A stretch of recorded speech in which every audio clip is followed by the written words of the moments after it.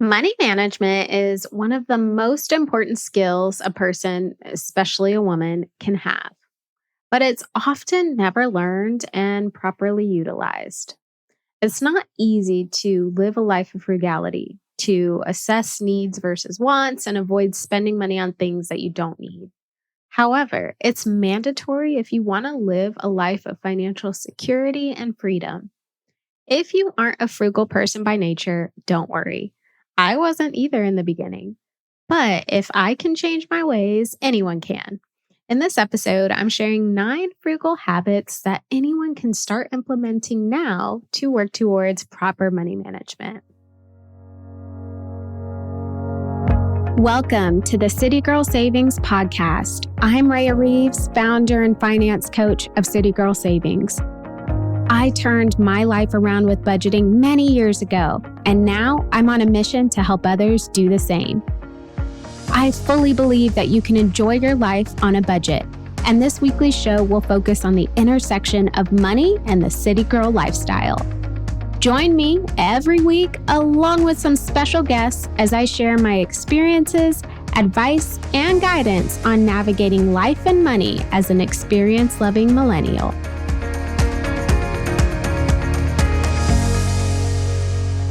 Now, before I get into today's episode, I want to answer a City Girl Solutions question that came in. And the question is this: if you could go back 10 years and give yourself advice, what advice would you give?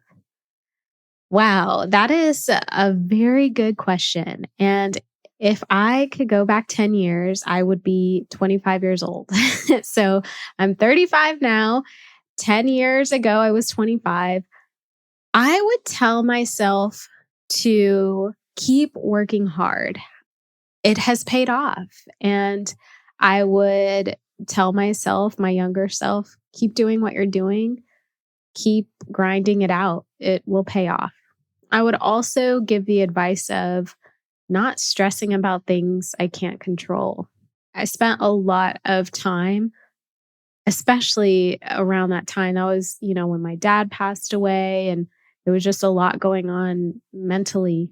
I stressed a lot about things that I had no control over. I couldn't dictate the outcome, and it caused a lot of anxiety and unnecessary worry. Some of those things are still unknown today. And had I not learned to let go of worrying about things I can't control, I would probably be a mess right now. So I would definitely tell myself that. And the final advice I would give my 25-year-old self is to be as present as possible. Time flies. 10 years went by in the blink of an eye. So just being as present and mindful in every situation, in every interaction is something that I would tell myself to make sure to prioritize. Great question. And just a reminder, if you have a question that you want me to answer on the podcast, let me know. citygirlsavings.com/QA, and I will answer them on the show. Okay, let's get into the 9 frugal habits to start implementing now. Frugal habit number 1, stop using credit. I know I have probably shared this advice on multiple episodes, but I don't think I'll ever stop. Unless you are paying your credit cards in full every month and not being charged interest, I want you to avoid using credit at all costs. If you have a mortgage, an auto loan, or student loans, do your best to pay them off as quickly as possible and make sure no matter what, you always pay on time. Thanks to interest, using credit for purchases often results in you, me, everyone paying so much more than the original sale price. So no one wants to pay interest. So wherever you can, avoid putting yourself in that position. Frugal habit number 2, pay yourself first. The rule of pay yourself first is a tried and true principle. It's also one of the principles shared in the book, The Richest Man in Babylon, which I highly recommend anyone who is on their financial freedom journey read. I will link to it in the show notes. Such a game changer. But paying yourself first essentially means that when money comes in, so when you get paid, your income comes in, a portion of it should be saved before any spending takes place. And you can do this a few ways. So once payday comes around, a deposit into your savings should be right behind it. You can have a portion of your paycheck direct deposited into savings, which I recommend. Don't even give yourself the opportunity to see it in your checking account, right? Have it go directly to savings when you get paid. That way you don't have to worry about anything.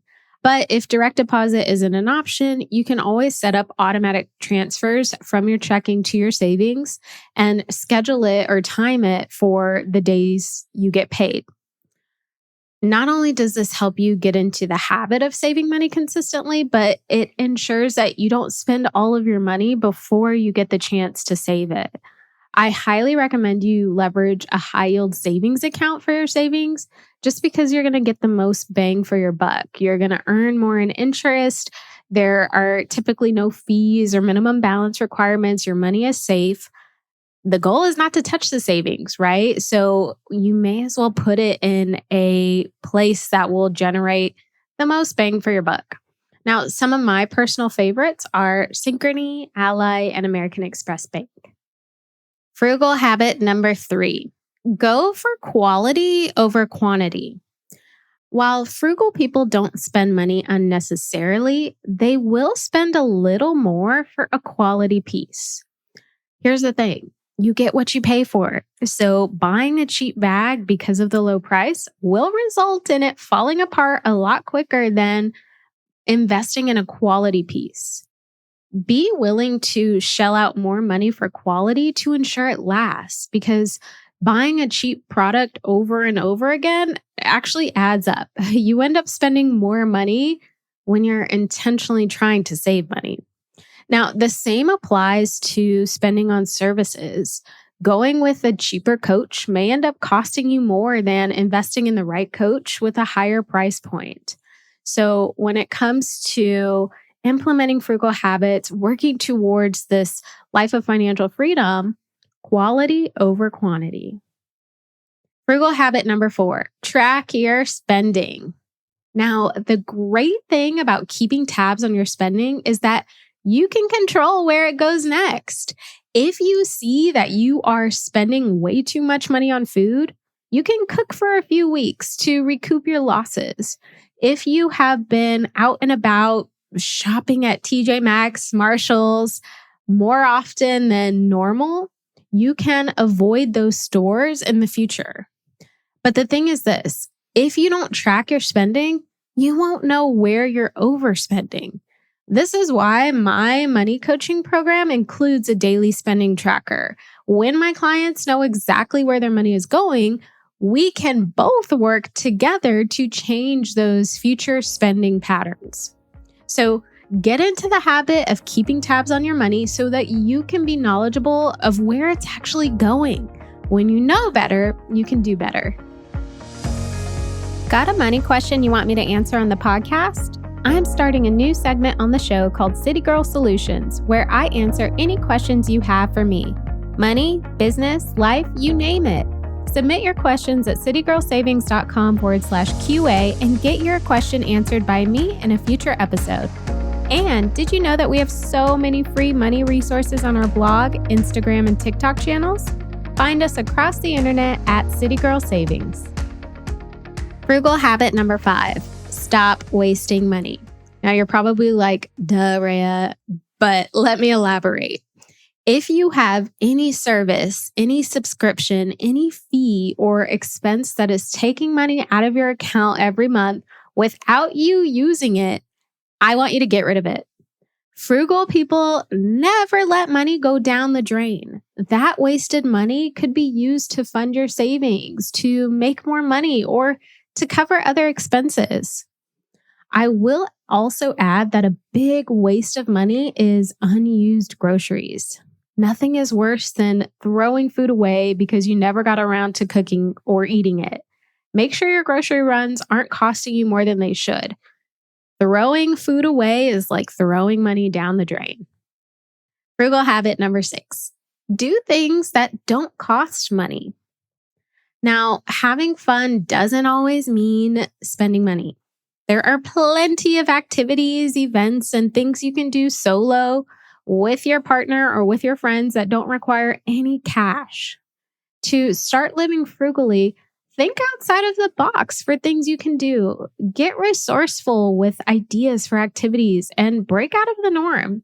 Instead of going out to eat with your friends, host a potluck. Instead of going to the movies, see a play at your local community theater. The more mindful you become about where your money goes, the better you can be at making the most of your spending. I want you to check out episode 83, How to Live Your Best Life this summer, for some free or low cost ideas for getting out of the house, and I will make sure to link to it in the show notes. Frugal habit number 7, lead a healthy lifestyle. Going to the gym, avoiding processed foods, and keeping your mind and body active has major benefits, including financial ones, especially in the long term. I understand this is easier said than done, but leading a healthy lifestyle can help you avoid unnecessary doctor's visits, hospital bills, and extra medicine over the long run, which can add up very quickly. Eat clean and exercise. Simple and effective. Plus, who doesn't want to look and feel their very best? And I will acknowledge that there is a luxury tax for eating clean. Healthy food costs more. So instead of looking at it as spending extra money on healthier food, look at it as a way to avoid spending so much more money in the future because you have health issues. Quality over quantity, remember? So if we have to spend a little bit more in the present, but it's going to help us save so much more in the future, that's a smart move.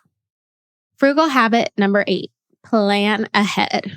I recognize this is an easier habit for some than others, like type A personality Rhea, Virgo, loves to plan. Planning ahead can help you save a lot of money. Whether it's planning your next meal, planning your next vacation, or planning your next big purchase, start planning ahead. The earlier you plan out the things you need, the sooner you can start saving for them. Since you shouldn't be using credit for anything, saving and accumulating funds for your purchases is an absolute necessity. Now, if you are not used to this type of process for saving or accumulating funds for things you want, it will be tough in the beginning. But if you can make it a habit to plan ahead for things that are coming up in your life, you can save a lot of money. I often help my clients through this. So I always ask the question, what's coming up in the next month, 2 months, 3 months?